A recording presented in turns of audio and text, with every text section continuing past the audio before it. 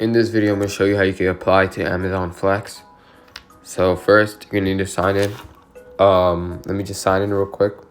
Once you're signed in, you're going to have to meet these requirements. So you're going to need to be eligible to work in Canada, if you're in Canada, but it depends on your country. So just select all of them, press continue. Put in your postal code.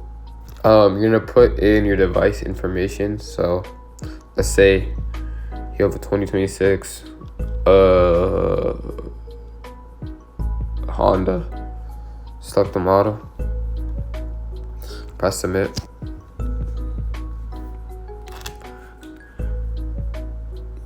Press join the interest list.